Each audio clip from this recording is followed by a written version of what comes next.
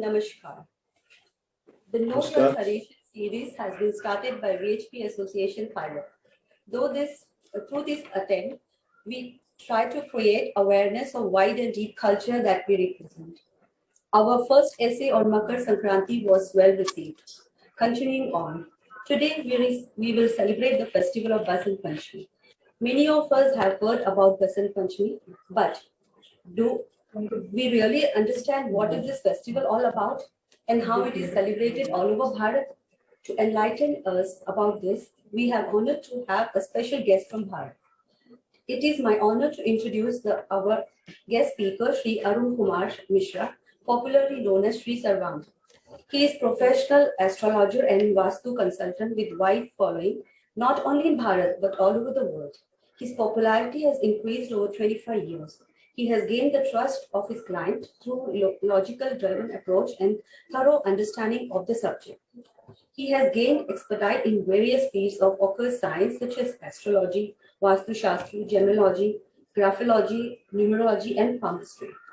He is also the editor and organizer of Smriti, a non-profit organization with 40 years in the field.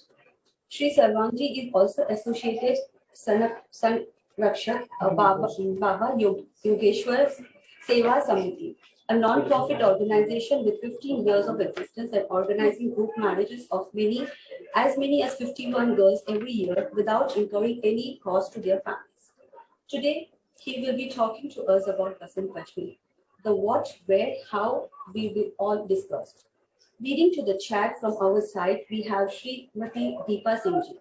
Deepa ji is a National Council President of Sri Satya Sai International Organization in Thailand. She also serves as a lecturer in ISSE Thailand.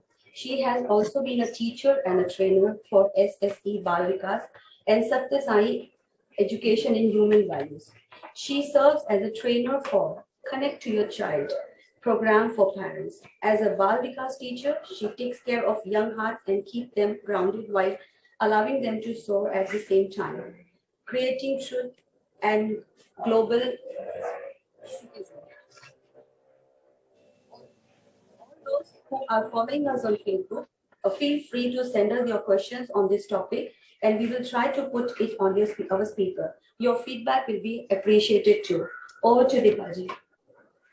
नमस्कार। विश्व Hindu Parishad Thailand द्वारा आयोजित know your tradition series 2 Basant Panchami में आप सभी का स्वागत है। A very happy and holy Basant Panchami to you all. We have many festivals in India and we celebrate also. But sometimes we don't know the inner significance of those festivals. And the purpose of this program is to know the inner significance of these festivals and how these festivals uplift us physically, mentally, and spiritually.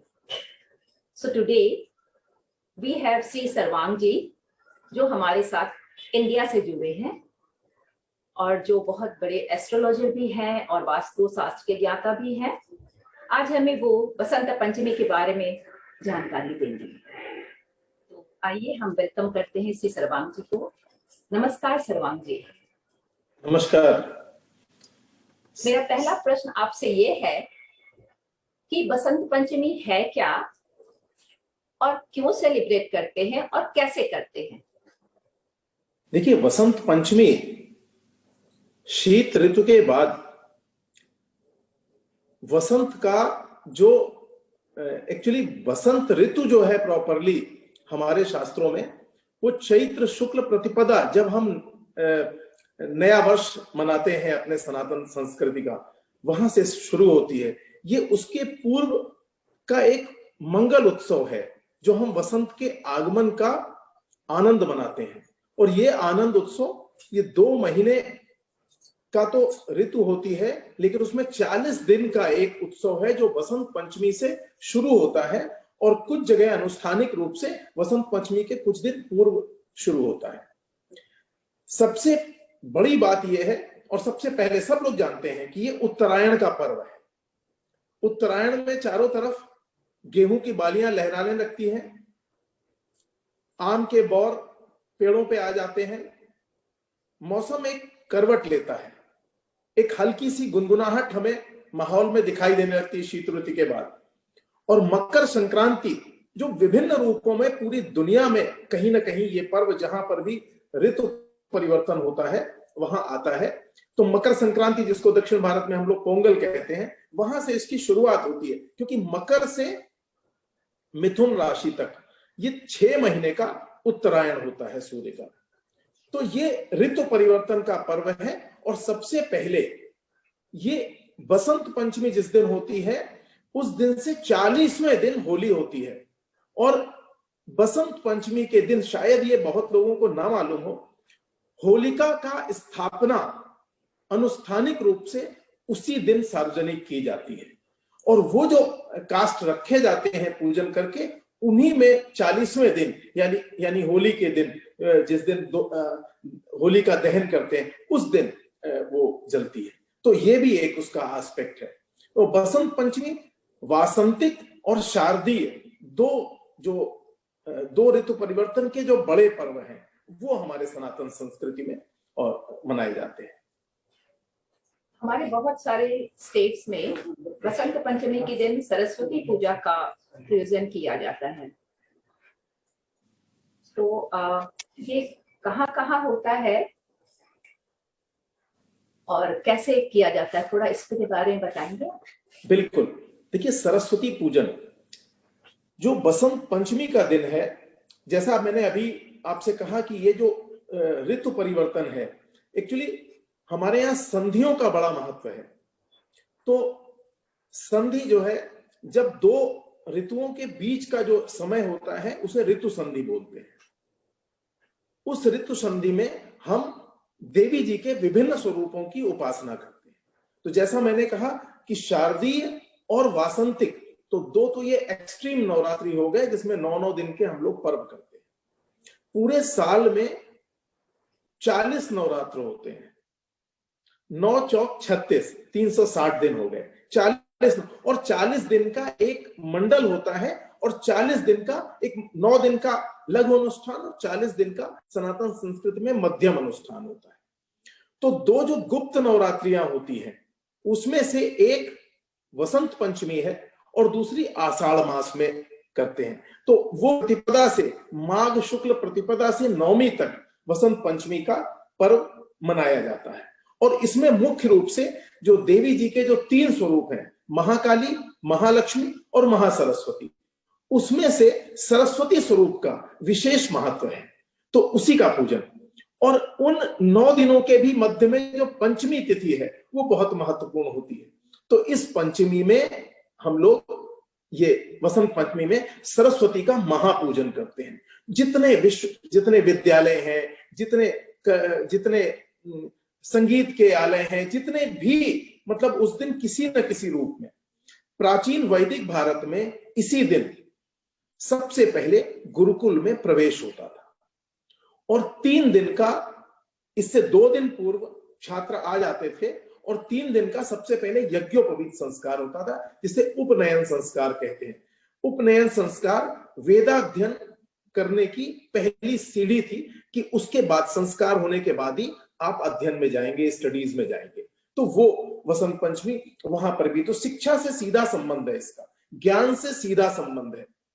और उस अनुष्ठान के, उपनयन के अनुष्ठान के दौरान जो है, जो मंत्र दिया जाता था, जो दीक्षा दी जाती थी, वो गायत्री की दीक्षा दी जाती थी। इसलिए आज भी गायत्री के साधक 3 दिवसीय गायत्री के अनुष्ठान के रूप में इसको मनाते हैं। और तो गायत्री के जो 24 अक्षर हैं उसमें उसके 3 चरण हैं, गायत्री, सावित्री और सरस्वती।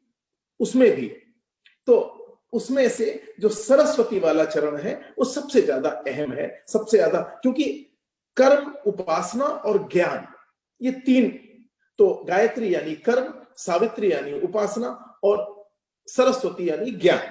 तो ज्ञान की अधिष्ठात्री देवी, जिसे वागेश्वरी कहते हैं, जिसे वाणी की अधिष्ठात्री देवी कहते हैं, उनका इस पंचमी में विशेष रूप से महत्व होता है और पूरे भारत में यह मनाया जाता है। दक्षिण भारत में 1 दिन पूर्व विष्णु भगवान का पूजन, क्योंकि वराह पुराण में, वैष्णव संप्रदाय में, वराह पुराण में चतुर्थी के दिन लक्ष्मी नारायण का पूजन करके फिर पंचमी को महालक्ष्मी महासरस्वती पूजन का विधान बताया गया है। कुंद पुष्पों से उनका अर्चन करना चाहिए ऐसा।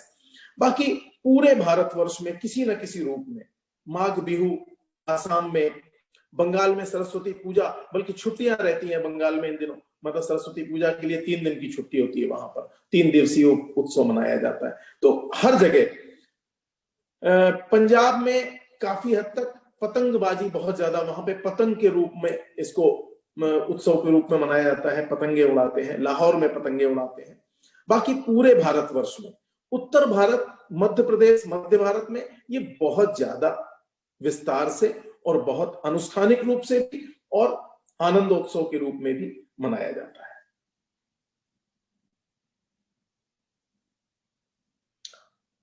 आवाज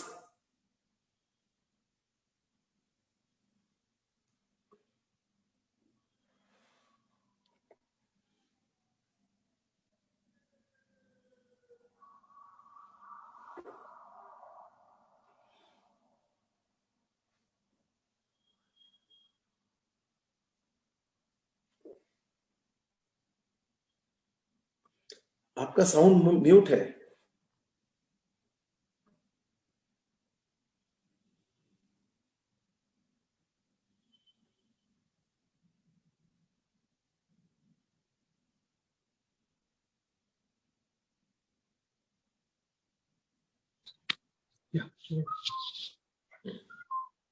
माँ सरस्वती के वस्त्र भी सफेद है, वो हंस पे विराजमान होती हैं, वो भी सफेद है। और कमल का फूल जिस पर वो आसीन है वो भी व्हाइट है। तो सब कुछ श्वेत वर्ण से है। हम लोग उस दिन पीला प्रसाद या पीले कपड़े क्यों पहनते? इसलिए क्योंकि देखिए, श्वेत रक्त नील, आपने देखा होगा जब बड़े यज्ञ होते हैं तो उसमें हवन कुंड में भी 3 स्टेप्स होती हैं, वो क्रमशः ब्रह्मा विष्णु महेश की स्टेप्स होती हैं। तो हर जगह ये चीज, कलश में भी 3 स्टेप्स, तीनों का पूजन होता है। तो वो जो 3 स्टेप्स हैं वो ब्रह्मा विष्णु महेश, तो ब्रह्मा यानी श्वेत, विष्णु यानी रक्त, और महेश शिव यानी नील या कृष्ण वर्ण। तो सतोगुण, रजोगुण, तीन गुणों, तमोगुण, इन 3 गुणों का प्रतिनिधित्व करते हैं रंग। और जो शीत होती है वो, उसमें काफी चीजें, वनस्पतियां निष्क्रिय, काफी निष्क्रियता, आदमी सुस्त हो जाता है। तो वो जो ये, और जो हम श्वेत रंग किया, तो श्वेत रंग पारदर्शिता को रिप्रेजेंट करता है। श्वेत रंग अपने आप में समग्र सर्वांग रूप को लिए हुए है, इसलिए उसके अंदर सब कुछ है, सारे वर्ण हैं, कंप्लीट रूप है उसमें। कहते हैं कि श्वेत वर्ण में 33 कोटि देवता विराजते हैं। तो श्वेत, रक्त और नील, श्वेत जो जहां से ब्रह्मा जी द्वारा क्रिएशन हुआ, और पीत वस्त्रा, जब आप देखें विष्णु जी, तो श्वेत और इसके रक्त के बीच का जो वर्ण है वो पीत वर्ण है। तो यहाँ पे न ज्यादा अधिक गर्मी न अधिक सर्दी, ये समशीतोष्णता यानी समभाव को रिप्रेजेंट करता है येलो। तो इसलिए विष्णु भगवान जो एक तरह से ऐश्वर्य को रिप्रेजेंट करते हैं, जो पालन करते हैं, संतुलन को रिप्रेजेंट करता है ये रंग। और ये उत्सव उसी संतुलन का है, उसी प्रकृति के संतुलन का है। और वैसे भी देखिए तो प्रकृति पूरी पीत वर्ण हो जाती है ना।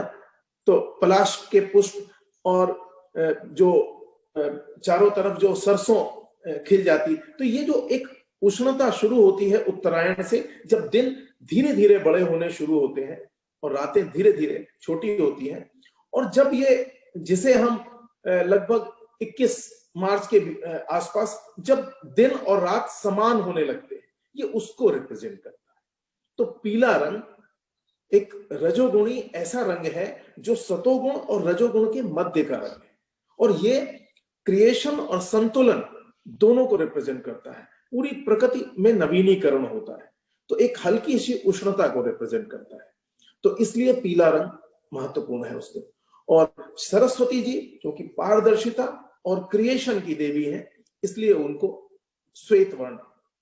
लेकिन उस दिन बसंत पंचमी में हम लोग पीले रंग से पूजन करते हैं कि उनको पीले वस्त्र साधक भी धारण करता है, इष्ट भी धारण करते हैं पीले वस्त्र, और उनका विभिन्न तरह से अभिषेक करने के बाद उनको पीत पुष्पों से शतार्चन सहस्रार्चन यानी अष्टोत्तर शतनाम, उनके 108 नामों से लोग पीले पुष्प चढ़ाते हैं, उनके 1008 नामों से पीले पुष्प चढ़ाते हैं। इस तरह पीले रंग का उसमें ज्यादा महत्व है। ये जैसे आप अभी बताए सर्वांग जी कि सरस्वती पूजा, इसका मतलब हमारे वैदिक काल से चला आ रहा है जी। तो हमारे वेदास में भी कोई सरस्वती का अलग से कुछ प्रेयर है जो सरस्वती पूजा के दिन बच्चों को चांट करना चाहिए, या फिर जो भी विद्यार्थी हैं उनको चांट करना चाहिए, बोलना चाहिए? देखिए, सरस्वती जी वागेश्वरी हैं। भगवान कृष्ण की जिह्वा के अग्रभाग से, एक तो सरस्वती जी के 2-3 स्वरूप हैं, सरस्वती जी के 2-3 स्वरूप हैं, जिसमें से एक स्वरूप ऐसा है कि जब सृष्टि में कुछ नहीं था, मतलब भगवान ब्रह्मा ने क्रिएशन तो कर दिया लेकिन साउंड एस्पेक्ट नहीं था, और साउंड के बगैर, शब्द के बगैर प्रकृति नीरस थी। ब्रह्मा जी को भी उसका सुख नहीं प्राप्त हो रहा था। तो भगवान विष्णु से उन्होंने प्रार्थना की, भगवान विष्णु के मार्गदर्शन से उन्होंने जिस बीज की चैंटिंग की, जिस बीज को उन्होंने आत्मसात किया और उसका आवाहन करके हाथ में जल लेकर के संकल्प लिया, और जल छोड़ते ही वागेश्वरी देवी पुस्तक पुष्प कमंडल माला, इसके साथ उनका प्राकट्य हुआ। साथ में वो वीणा वादिनी कही गई है, वीणा था, वीणा उनके हाथ में थी। अचानक पौधों में, पत्तों में, वनस्पतियों में सरसराहट पैदा हो गई, नदी की कलकल ध्वनि, पूरा ब्रह्मांड व्याप्त हो गया शब्द ब्रह्म से, और पहला शब्द जो प्रकट हुआ वो ओंकार है। कहते हैं कि ओंकार शब्द इस पूरे ब्रह्मांड का जो स्वयंभू शब्द है, जो नाद है, वही है। तो ओंकार, लेकिन ओंकार के बाद कुछ और बीज मंत्र आए, उसमें से जो सरस्वती बीज मंत्र है वो है ऐंग। उस ऐंग बीज से, जो कहते हैं उसी भगवान कृष्ण के जिह्वा के अग्रभाग से भी सरस्वती का प्राकट्य एक बार हुआ था, और वहां से सरस्वती पूजन का कहते हैं भगवान कृष्ण ने द्वापर में शुरू करवाया था। तो ऐंग बीज एक ऐसा बीज है जो सरस्वती का मूल बीज है। इस एक बीज में सब कुछ, सरस्वती की पूरी महिमा, पूरी कृपा बरसती है। सामान्य मंत्रों में आप कह सकते हैं ओम सरस्वत्यै नमः, जो सब बच्चे आसान, बड़े मंत्र उनके लिए मुश्किल है, लेकिन बीज मंत्र में बीज जो होता है वो हमेशा, अब बीज मंत्र का अर्थ क्या है, और मंत्र मन में होना चाहिए, बोल के बहुत ज्यादा नहीं होना चाहिए। क्यों? क्योंकि बीज जो है किसी भी वस्तु में, बीज धरती के गर्भ में होता है, अंदर होता है, प्रकट नहीं होता, और पेड़ और उसका विस्तार बहुत बड़ा होता है। तो बीज मंत्र भी उसी तरह से अपार संभावनाएं लिए हुए है। तो ये वाणी की संभावनाएं लिए है।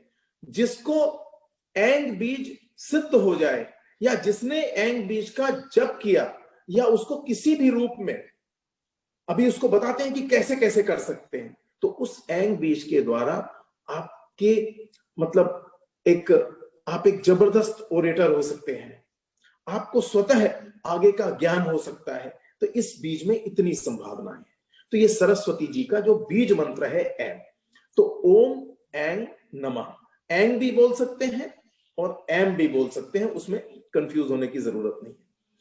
ये पाटी पूजन का दिन है, जैसे हमने कहा ना, स्वयंभू मुहूर्त, ये बसंत पंचमी का दिन, तो इसमें विवाह बहुत शुभ माने जाते हैं, गृह प्रवेश बहुत शुभ माना जाता है। लेकिन चूंकि ज्ञान की अधिष्ठात्री देवी है, इसलिए जो छोटे बच्चे होते हैं उनका पाटी पूजन उस दिन शब्द पूजन कराते हैं। उस दिन उनको स्लेट पे या किसी चीज पे लिखवाते हैं तो सबसे पहले ओम, स्वास्तिक और एंग बीज, ये 3 चीजें सबसे अनिवार्य हैं, जो केसर को घोल करके केसर से आपको लिखवाना चाहिए।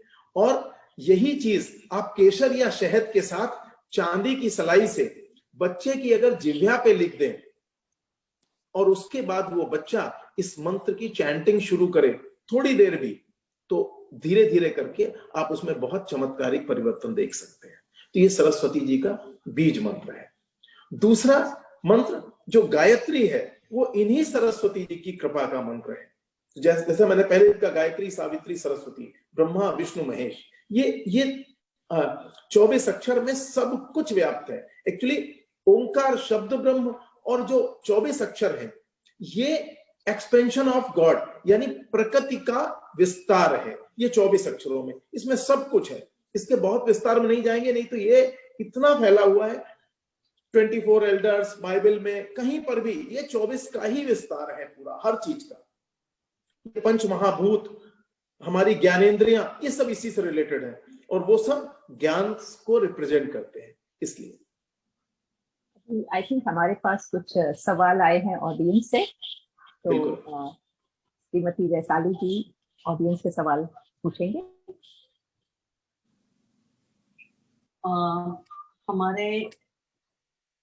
हमारे पास एक संतोष जी हैं। संतोष जी पूछना चाहते हैं, नमस्ते Sarvang ji, what is the importance of Ganesh Puja on the day before Saraswati Puja, are there any connection between this two? देखिए, ये आप प्लीज बता दीजिए उनको। हाँ, नमस्कार। ये देखिए, गणेश जी निर्विघ्नता के देवता हैं और उनको भी बुद्धि प्रदाता कहा गया है। बिना निर्विघ्नता के कोई भी, सिर्फ सरस्वती पूजा में क्यों, कोई भी ऐसा पूजन नहीं होता जो गणेश जी के बगैर हो। लेकिन जो लोग साधक हैं, जो किसी विशेष कला या विशेष उसका अगर अनुष्ठान करना चाहते हैं, किसी विशेष ज्ञान को प्राप्त करना चाहते हैं, उसके लिए गणेश जी और सरस्वती, ये जैसे जब महालक्ष्मी पूजन होता है, गणेश और लक्ष्मी, इसलिए ज्ञान के साधकों के लिए सबसे ज्यादा गणेश और सरस्वती का कॉम्बिनेशन। ये पुत्र है, वो मां है, तो गणेश बुद्धि प्रदाता और ये ज्ञान की देवी, तो दोनों का कॉम्बिनेशन है। तो इसलिए ये बहुत जरूरी है कि जो लोग ज्ञान के साधक हैं, किसी भी किस्म के ज्ञान के, वो कोई पेंटर हो, वो सिंगर हो, वो कोई इंस्ट्रूमेंट प्ले करते हो, वो वैज्ञानिक हो, वो किसी विशेष अगर ज्ञान को प्राप्त करना चाहते हैं, तो गणेश और सरस्वती की साधना हमेशा ज्ञान पुत्रों के लिए हमेशा साधक रही। और दक्षिण भारत में ये विशेष रूप से लोग इसको करते हैं। और जैसे आप बता रहे थे इसके पहले कि गुरुकुल में विद्यार्थी लोग जाते थे और शिक्षा शुरू होती थी उनकी, तो अब तो वो सिस्टम रहा नहीं हमारे पास गुरुकुल जाने की। तो आज के दिन, मतलब बसंत पंचमी दिन है 16 तारीख को, उस दिन विद्यार्थियों को क्या करना चाहिए? मतलब सुबह उठ के कुछ ऐसे प्रेयर करने हैं, कुछ भोग लगाना है, कुछ डिसिप्लिन फॉलो करने हैं थ्रू आउट द डे, ऐसा कुछ बिल्कुल बताएंगे? देखिए, सबसे एक सामान्य रूप से और एक विशेष रूप से, दोनों मैं साधन बताता हूं। देखिए, सभी विद्यार्थियों को, क्योंकि ज्ञान हमें गुरु के माध्यम से मिलता है, तो सबसे पहले जब भी हम कोई पूजन करने जा रहे हैं तो उसमें गुरु का ध्यान अवश्य करें। उस दिन सुबह ब्रह्म मुहूर्त में उठें या कम से कम सूर्योदय के समय तक उठ जाएं, और सूर्योदय से में जगने के बाद स्नान वगैरह करके, सबसे पहले आपको मालूम है पूरे माघ मास में लोग माघ मेला, आपका ये इलाहाबाद में जो तीर्थराज प्रयाग कहा गया है, लोग पूरा कल्पवास करते हैं और साधक अलग अलग किस्म के अनुष्ठान वहां पे करते हैं। तो हर व्यक्ति को, तो जन सामान्य के लिए अब आप सरस्वती जी का कोई चित्र ले लीजिए, कोई मूर्ति आपके घर में है तो वो ले लीजिए, कुछ भी। और जैसे उत्तर भारत में एक होता है कि वसंत बनाया जाता है, तो वसंत बनाने का यही होता है, उसमें जितने सीजनल फल होते हैं और जो पीले पुष्प होते हैं उनके साथ, तो वही अर्पण करने का एक वो है। तो सबसे पहले एक कलश के रूप में, क्योंकि कलश पूर्णता को रिप्रेजेंट करता है, एक कलश में केसर से स्वास्तिक, केसर या रोली से स्वास्तिक बना दें और पूर्व की तरफ मुंह करके देवी जी को विराजमान करें कि वो पश्चिम की तरफ उनका मुख हो, और साधक जो है, जो छात्र है या जो भी व्यक्ति पूजा करना चाहता है, वो पूर्व की तरफ मुख करे। देवी जी के अपने से बाईं ओर एक कलश में जल भर के रख दें, स्वास्तिक बना दें, और दूसरी तरफ, और उसमें एंग भी बना सकते हैं कलश में भी, और दूसरी तरफ जो है राइट हैंड साइड एक दीपक जला दें। दीपक साक्षी होता है, वो प्रतीक है, और दीपक भी ज्ञान का प्रतीक होता है, प्रकाश का प्रतीक होता है। ये दो काम हो गए। और इसके बाद एक मानसिक रूप से हाथ में जल लेके या मानसिक रूप से एक संकल्प लें कि आप किस प्राप्ति के उद्देश्य के लिए ये पूजन कर रहे हैं। उसके बाद उनको ऐसे भावना कीजिए कि जैसे उनका स्नान करा रहे हैं, उनके पैर धो रहे हैं, उनके हाथ धो रहे हैं। वो जल भले ही किसी पात्र में डालते जाइए और अच्छे से एक स्नान की भाव, आवाहन उनका, कि उनका आपने आवाहन किया, उनको बुलाया, इनविटेशन, और इनविटेशन के बाद उनको आसन देना, तो भाव से, तो पुष्प से ही सब कर सकते हैं। एक पीला पुष्प चढ़ा दीजिए उनके इनविटेशन के लिए, एक पीला पुष्प चढ़ा दीजिए उनके आसन के लिए, और उसके बाद उसी पुष्प से उन पे जल का प्रोक्षण कीजिए। उनको केसर का टीका, जो पीले रंग का है, केसरिया टीका उनको लगाइए, उनको पीले वस्त्र धारण कराइए, कैसा भी हो सकता है, उनके लिए साड़ियां उनको चढ़ा सकते हैं, उनको जो आपकी श्रद्धा है, और धागा भी आप पीला चढ़ा सकते हैं आपकी श्रद्धा के अनुसार, जितना आप कर सकते हैं, है ना। और इसके बाद उनको आप धूप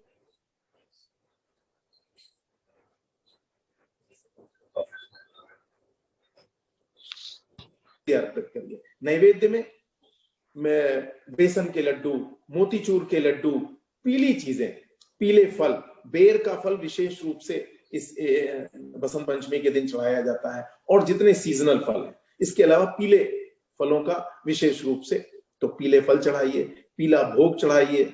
लोग मालपुआ और खीर, हम लोग उत्तर भारत में पीला मक्खन आता है, वो चढ़ाते हैं। तो इस तरह से उनको, इसके बाद तांबूल, पुंगी फल, जो भी आप उनको अर्पित कर सकते हैं। और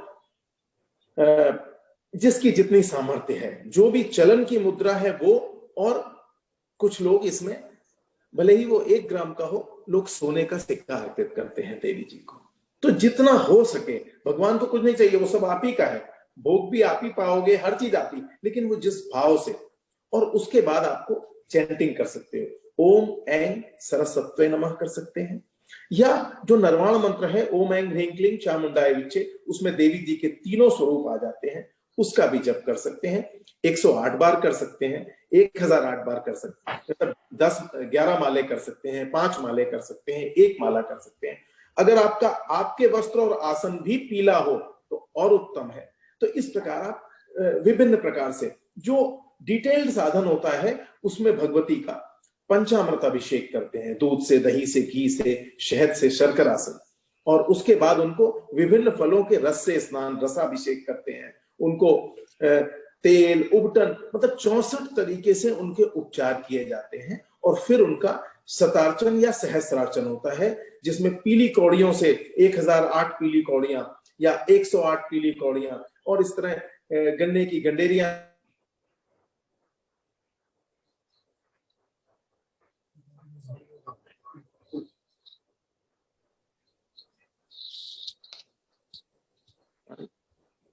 अभी हमारी तरफ से ठीक है।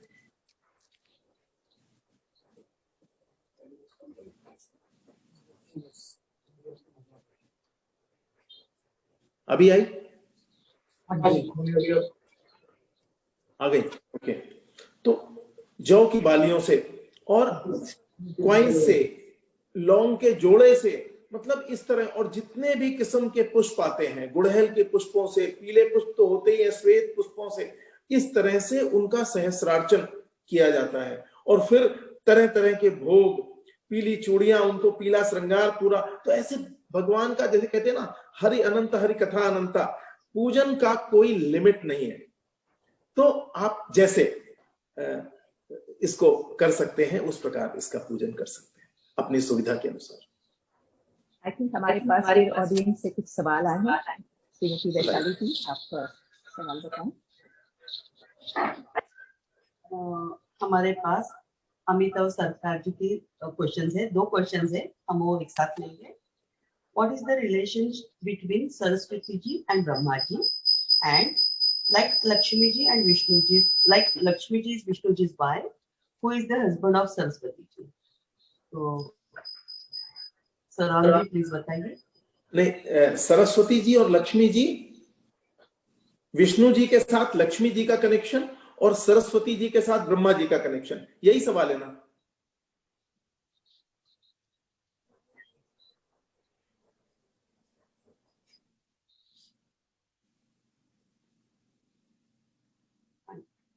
हाँ जी, एक्चुअली मैं वापस एक बार पढ़ती हूँ। What is the relation between Saraswati ji and Brahma ji? And like Lakshmi ji is Vishnu ji's wife, who is the husband of Saraswati ji? Okay, देखिए, जो इसको बोलते हैं प्रकृति और पुरुष। प्रकृति व्यक्त है और पुरुष अव्यक्त है। हम शक्ति के माध्यम से, तो हर जो हम त्रिदेवों की जो परिकल्पना है, तो पहले तो ये समझ लीजिए कि ब्रह्मा विष्णु महेश शिव, ये जो 3 स्वरूप हैं, ये जिस तरह से स्थूल है वैसे ही सूक्ष्म भी है। और प्रकृति और पुरुष, ये 2 तत्व हैं। तो हर एक की आध्या शक्ति, उनकी जो शक्ति है, शक्ति के माध्यम से ही सब। ब्रह्मा जी अगर सृजन कर रहे हैं तो शक्ति, तो एक सामान्य भाषा में पत्नी कहा जाता है। किंतु ये जैसे हम लोग का जो भाव है वैसा नहीं है। ये बहुत ही फिलॉसफी है और बड़ी व्यवस्था है इसकी। इसको समझना बिल्कुल अलग, उसके लिए प्लेटफॉर्म चाहिए। लेकिन मैं ये बताना चाहता हूं, जैसे आप विष्णु जी की पत्नी या शक्ति समझते हैं लक्ष्मी जी को, वैसे ही ब्रह्मा जी की जो शक्ति है वो सरस्वती जी है। सरस्वती जी के माध्यम से ही ब्रह्मा जी ये समग्र सृष्टि रचने में सफल होते हैं। इसको ऐसे समझ लीजिए जैसे अग्नि है, अग्नि की जो दाहकता है वो हमें दिखाई नहीं देती, लेकिन हमें फील होती है। हमारे कान स्थूल हैं, लेकिन कान में सुनने की जो श्रवण शक्ति है, उसके बगैर अगर वो चली जाए तो हम, कान रहेंगे लेकिन हमें सुनाई नहीं देगा, आंख रहेगी लेकिन हम दिखाई नहीं देगा। इन दोनों का एक कॉम्बिनेशन है, इसे मिथुन बोलते हैं, द्वय मिथुन। तो इसीलिए पति पत्नी का भाव है, यहां भी पति पत्नी का भाव है, जो कान में सुनने की शक्ति। ऐसे ही ब्रह्मा विष्णु महेश के साथ, ब्रह्मा जी के साथ सरस्वती, ब्रह्मा जी सरस्वती के साथ मिलकर के इस ब्रह्मांड की रचना करते हैं। विष्णु जी लक्ष्मी के साथ मिलकर के इसका पालन करते हैं, और शिव पार्वती या गौरा के साथ मिलकर इसका संहार करते हैं। तो इस प्रकार से ये तीनों त्रिदेवों का और देवियों का संबंध है। ये जो फेस्टिवल्स मना रहे हैं हम लोग, बसंत पंचमी जो मंगलवार को मनाएंगे, तो फिजिकली ऑल्सो आई अंडरस्टैंड कि हम लोग फ्लावर्स वगैरह लेके पूजा कर रहे हैं। Mentally also we are focusing on goddess Saraswati और उनको प्रे कर रहे हैं। हमारे स्पिरिचुअल ग्रोथ के लिए ये कहाँ तक लाभकारी है?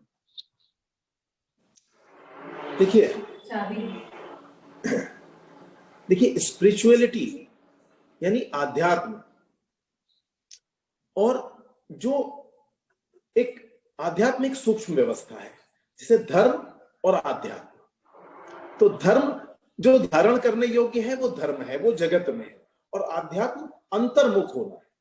जब हम स्वयं को अंतर्मुख करते हैं तो उसे, जब तक इंद्रियां जो है वो बहिर्मुखी है, और जो साधन होता है, योगी क्या करता है, अपनी आंखें शिव भंगिमा बनाता है, आज्ञा चक्र में देखता है तो अंतर्मुख हो जाता है। जबान खेचरी मुद्रा लगाता है, जबान को रोल बैक कर लेता है। कान सुनना, कान बंद कर लेता है। ऐसे अंतर्मुख होने की जो प्रक्रिया है, यानी जिसे बोलते हैं शास्त्रों में जो कहा गया है यम नियम आसन प्राणायाम प्रत्याहार धारणा ध्यान और समाधि, ये क्रमशः आध्यात्मिक व्यवस्था है, क्रम से स्थूल से सूक्ष्म की तरफ। तो इसमें जो प्रत्याहार जहां से है वहां से आध्यात्म की तरफ जाना शुरू होता है, बाकी प्रैक्टिस है। तो सब कुछ मानव जन्म इसीलिए मिला है, आध्यात्म केवल नहीं एक के लिए नहीं है, मानव जन्म केवल इसीलिए है, पहले अपने को जानो, स्वयं को जानना, स्वयं में स्थित होना, अपने को जानना और उसके माध्यम के बाद फिर परमात्मा को जानना। तो अपने को जानना आध्यात्म है। तो ये जो साधन है, आप 21,600 सांसें 24 घंटे में लेते हैं, ये शास्त्र कहते हैं। इसे एक अहोरात्र में का समय है, एक अहोरात्र कहते हैं। उसमें से आ और त्रा हटा दिया, होरा बचा। होरा बोलते हैं 1 घंटे के समय को, होरा से ही आवर आया है। तो होरा शब्द ये संस्कृत का शब्द है, अहोरात्र से जो बना है, 1 घंटे का कार्यकाल। तो इस 1 घंटे को इस प्रकार से, तो अब ये जो साधन है 1 घंटे में 900 सांसें, इसको हमें क्रमशः कम करना होता है। हम साधना किसी इष्ट की करें तो जो हमारा इष्ट होता है उस एक मूर्ति को ध्यान में रखते हुए, तो जब तक हम ध्यान की अवस्था में पहुंचते हैं तब एक मूर्ति के अलावा कुछ नहीं बचता है। तब साधक और साध्य एक हो जाता है, और जो समाधि की अवस्था है उसमें मूर्ति भी नहीं रहेगी, वो निराकार का स्तर आ जाता है। किसी भी पूजा, जो सनातन धर्म में एक छोटी पूजा का मूल यही होता है, यहीं से शुरू होता है, लेकिन उसका अंत आध्यात्म की जो चरम परिणति है। यानी कहते हैं भवानी शंकरो वंदे श्रद्धा विश्वास रूपी। श्रद्धा यानी भक्ति, और विश्वास, हमारा जो हार्ट चक्र है ये भक्ति से रिलेटेड है, ये प्रेम का स्थान है। इसका अपोजिट है घृणा। तो या तो हम यहां घृणा रखेंगे या हम प्रेम रखेंगे। और जो हमारा ये विशुद्धि चक्र है, ये है श्रद्धा भक्त विश्वास का। तो ये शक्ति है और ये शिव है, विश्वास का स्थान। तो इन दोनों का एकीकरण, जब तक श्रद्धा और विश्वास नहीं होगा तब तक ज्ञान प्रकट नहीं होगा, तब तक मां सरस्वती कंठ में विराजित नहीं होंगी। और जब तक मां सरस्वती कंठ में विराजित नहीं होंगी तब तक आपकी वैखरी सिद्ध नहीं हो सकती, तब तक वाणी वागेश्वरी की कृपा नहीं मिल सकती। तो ये है एक सरस्वती पूजा का परम आध्यात्मिक स्वरूप। यहां पर इस विशुद्धि चक्र में सब कुछ अमृत हो जाता है। विज्ञान के हिसाब से देखेंगे तो वायलेट, इंडिगो, ब्लू। जैसे शिव ने जहर का यानी विषयों का समाप्त होना, विष और विषय, विषयों का समाप्त होना ही अमृत की प्राप्ति है। और वो अमृत की प्राप्ति बिना ज्ञान के नहीं हो सकती। और ये ज्ञान का पर्व है। इस दिन अब हम सब अपने अंदर अमृत का आवाहन करते हैं। तो ये कंठ और जिह्वा, इसी को बोला गया है वैखरी, मध्यमा, पश्यंती और परा। ये वाणी की 4 स्टेजेस हैं। अध्यात्म के माध्यम से हम पहले वैखरी क्रमशः मंत्र में, फिर उसके बाद मध्यमा, फिर पश्यंती और फिर उस पराशक्ति को महसूस कर सकते हैं। ये दीपा जी बहुत बड़ा विषय है ना। लेकिन ये वागेश्वरी का, सरस्वती जी का सीधा जो मुख्य प्राप्ति है वो ये है। अच्छी समझाया आपने। अभी हमारे पास ऑडियंस से वापस कुछ प्रश्न है। बिल्कुल प्रश्न करेंगे।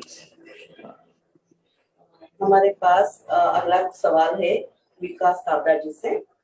वो पूछना चाह रहे हैं, नमस्ते, Goddess Saraswati is resemble of purity and white color, but why most of the things offered to her are in yellow और केसरिया कलर? पंडित जी प्लीज बताइए। दीपा जी पहले ये प्रश्न पूछ चुकी हैं और शायद वो बाद में जुड़े हैं इसलिए, तो लेकिन मैं फिर इसको 2 लाइन में बता देता हूं। मैंने इसको बहुत विस्तार से बताया है। तो जो श्वेत, रक्त और नील, ये 3 वर्ण हैं जो क्रमशः सतोगुण, रजोगुण और तमोगुण से रिलेटेड हैं। और क्रिएशन और जो पालन है, जो रचना है, तो इन दोनों के मध्य का जो रंग है, संतुलन, तो किसी भी चीज की जो परम संतुलित अवस्था होती है उसका रंग है येलो। ये बहुत ही समशीतोष्ण कलर है कि ना अधिक ताप ना अधिक शीत, उसी प्रकार ना अधिक रजोगुण ना अधिक सतोगुण, तो ये मध्य का है। और हर गृहस्थ के लिए ये सबसे बढ़िया रंग है, सबसे बैलेंस रंग है। हम वास्तु में कहते हैं कि जब कोई रंग समझ में ना आए, आप उसको येलो कर दो, या व्हाइट कर दो, या येलो कर दो। येलो का कोई भी टोन कभी भी नुकसानदेह नहीं है। दूसरा, बृहस्पति का रंग हम लोग पीला बोलते हैं। ये नई बात मैं इसीलिए बता रहा हूं क्योंकि पिछले से थोड़ा सा भिन्न हो जाए। तो जो गुरु प्लैनेट है उसका रंग येलो है, और गुरु सबसे शुभ प्लैनेट है, सब शुभत्व को रिप्रेजेंट करता है, वो आनंद को रिप्रेजेंट करता है, वो प्राप्तियों को रिप्रेजेंट करता है। तो इसलिए येलो कलर। आप बसंत पंचमी में ही क्यों, कभी आपने देखा है कि सनातन धर्म और उससे जुड़े हुए जितने भी धर्म हैं उसमें 2-3 चीजें कॉमन हैं। एक, गो संरक्षण, चाहे बौद्ध हो, चाहे जैन हो, चाहे सनातन धर्म। उसी तरह ओंकार सब, हमारे सिख रिलीजन में भी ओंकार, गो संरक्षण, और जो रंग हम लेते हैं इसी तरह स्वास्तिक, तो ये जो मूल चीजें हैं ये एक ही आपको दिखाई देंगी। और उसी तरह से एक रंग, पीत और रक्त, केसरिया, ये रंग तो या तो पीला या केसरिया, जो बसंत पंचमी का एक्चुअल रंग है। सारे हमारे सन्यासी, सारे साधक इसी रंग की प्राथमिकता देते हैं। हमारे जैन सिख रिलीजन में भी, हमारे बौद्ध रिलीजन में भी जो वस्त्र धारण करते हैं वो यही क्यों, क्योंकि ये रंग संतुलन का रंग है और एक साधक का काम है। देखिए, शरीर, मन और आत्मा 3 बॉडी कॉन्सेप्ट है, और सबसे जो झगड़ा है वो मन का है। मन का मालिक इंद्र है, इसलिए इंद्र भोग करता है और थोड़ी ना कोई करेगा। तो जो मन है उसको नियंत्रित करना, उसको अपने वश में करने के 3 टूल्स हैं, मंत्र, माला और मूर्ति। और उसके लिए वहां पे सब संतुलित अवस्थाएं चाहिए, और संतुलित रंग है पीला या केसरिया। तो पीला रंग, जब भी हम साधना के लिए बैठते हैं तो पीत रंग, और वसंत पंचमी में क्यों पीला चाहिए वो पहले उसके बारे में काफी बता चुके। हमारे लास्ट प्रश्न का उत्तर दीजिए कि हंस वाहिनी विद्यादायिनी बोलते हैं उनको, तो हंस पे सवाल क्यों है, उसका कोई इंपॉर्टेंस है? बहुत ज्यादा। हंस, टू नो योरसेल्फ, जब हम ज्ञान की तरफ जाते हैं। देखिए, आप देखिए हमारे सनातन संस्कृति में आपने देखा होगा गंगा देवी का बहुत महत्व है। गंगा जी का, कहते हैं गंगा जी में सारे पाप हरण हो जाते हैं। कभी सोचा है क्यों? गंगा जी एक ऐसी देवी है, एक ऐसी नदी नहीं है, वो एक देवी है। तो वो एक ऐसी नदी है जो भगवान विष्णु के चरणों में, भगवान शिव की जटाओं में और भगवान ब्रह्मा के कमंडल में विराजमान है। तो सबसे ज्यादा तो गंगा को ज्ञान रूपी गंगा कहा गया है अंदर। तो ये कमंडल में विराजमान है। तो यानी तीनों देवताओं के साथ, कहीं ना कहीं त्रिदेवों के साथ ये गंगा जी जुड़ी है। ज्ञान रूपी जल ब्रह्मा जी के कमंडल में होता है, अथवा जो पुस्तक पुष्प कमंडल माला जो बोलते हैं, तो सरस्वती जी या गायत्री जी के भी कमंडल में वही है। और जो हंस है, हंस एक ऐसा, राजहंस को बोलते हैं नीर क्षीर का विवेक करने वाला, यानी दूध, यानी सत्य और असत्य, यानी विष और अमृत को चुनने वाला। वो सत्य का ग्राही होता है और सत्य चाहता है और सत्य का अन्वेषक होता है। इसलिए जीव को रिप्रेजेंट करता है, जीवात्मा को, और उस जीवात्मा के ऊपर भगवती विराजमान होती है। जीव कभी उसके ऊपर नहीं विराजमान हो सकता। जीव जब अपने इष्ट के अंडर में रहना, अपने गुरु के नीचे रहना, और फिर भी वो धृष्टता करता है कि उस कमंडल में लगातार चोंच मार रहा है। जो भी सिद्ध मूर्तियां हो तो कभी भी देखिएगा कि आप वो हंस जो है वो कमंडल को टच कर रहा है, उसकी पीक जो है, जो चोंच होती है वो कमंडल को छू रही है बीक, तो वो कमंडल का जल पान करना चाहता है और उनका जो पंख है वो उससे मां का दूसरा चरण वो सहलाता है, दुलारता है। तो हंस का नीर छीर का विवेक करने वाला ऐसा वो उस रूप में हंस की प्रतिष्ठा है। I think एक और सवाल ऑडियंस से आ रहा है, लास्ट सवाल हम ले लें ऑडियंस से। हाँ जी, हम और एक अभी लास्ट सवाल लेंगे। नीता गुप्ता जी है, वो पूछना चाह रही है कि क्या बसंत पंचमी के दिन कोई मुहूर्त होता है सरस्वती पूजन का, या किसी पर्टिकुलर मुहूर्त पे करनी चाहिए पूजा, या दिन भर आप कभी भी कर सकते हैं? देखिए, राहु काल देख पूजा शुरू करना, क्योंकि जहां 3 दिन का या पूरे दिन का जहां पूजन होता है, बड़े पूजन जो होते हैं, तो उसमें फिर लेकिन कम से कम राहु काल में ना शुरू करें। बाकी लोग ब्रह्म मुहूर्त से ही इस पूजन को शुरू करते हैं। और दूसरा, एक जो स्वयंभू की जो दोपहर का जो अभिजित मुहूर्त होता है वो लगभग 11 से 12 के बीच में, उसमें कुछ भी देखना नहीं होता। जैसे हम बसंत पंचमी को अबूझ मुहूर्त बोलते हैं, वैसे प्रत्येक दिन ये अबूझ मुहूर्त होता है। तो इसमें और ब्रह्म मुहूर्त में प्रातः काल, इसमें वसंत पंचमी के दिन इसमें कुछ भी नहीं देखना है। विशेष साधक उसमें चौघड़िया, होरा और बहुत सारी चीजें, लोग जनरली गुरु की होरा देखते हैं या चंद्रमा की होरा देखते हैं, अच्छी शुभ होरा देख लेते हैं, शुभ चौघड़िया देख लेते हैं, उसको फॉलो कर सकते हैं। लग्न वगैरह भी देखी जाती है, लेकिन जन सामान्य के लिए या तो ब्रह्म मुहूर्त में प्रातः काल अथवा मध्याह्न काल जो 11 से 12 के बीच में अभिजित मुहूर्त है, इसमें शुरू कर सकते हैं।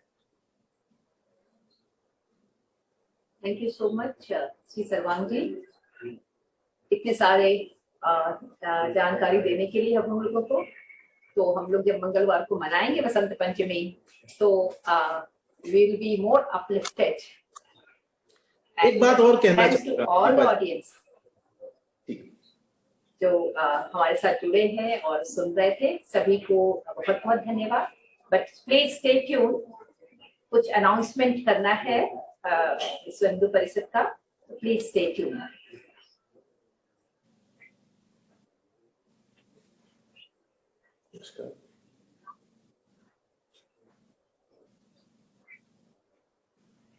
कुछ मेरे को कहना है? आई थिंक कुछ अनाउंसमेंट हो जाता है, उसके बाद में आप ओके हाँ।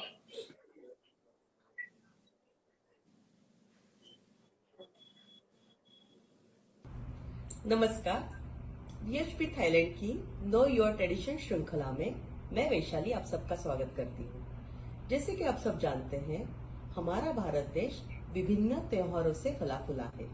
हम आपके लिए आने वाले पूरे साल में ऐसे ही त्योहारों से भरी श्रृंखलाएं अलग अलग जाने माने वक्ताओं के साथ मनाएंगे, जिसमें हम पूरे भारत में त्योहार कैसे मनाते हैं उसका आनंद और परिचय ले सकें। इसके साथ ही हम एक और नई श्रृंखला शुरू कर रहे हैं जिसका नाम है नो योर सेंट्स। इस श्रृंखला के अंतर्गत हम हमारे संतों के बारे में महत्वपूर्ण जानकारी देंगे और हमारे बच्चों का, आने वाली नई पीढ़ी का और हमारा ज्ञान बढ़ाएंगे। हम आशा करते हैं कि आप सबको हमारी ये 2 श्रृंखलाएं अच्छी लगेगी।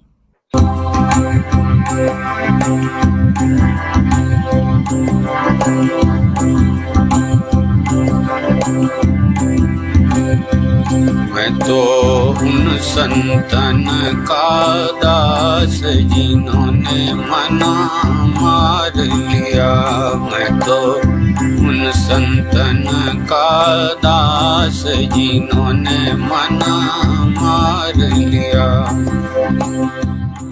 हम आप सबसे अनुरोध करते हैं कि अगर आपके कोई सुझाव या प्रश्न हो तो कृपया हमें भेजें, ताकि हम उस पर गौर कर सकें और हमारी श्रृंखला को अच्छा और बेहतरीन बना सकें। धन्यवाद। Please keep following us. Thank you from BHP cultural team Thailand. सर्वांग जी, कुछ मैसेज आप देना चाहेंगे यूथ के लिए, स्टूडेंट्स के लिए?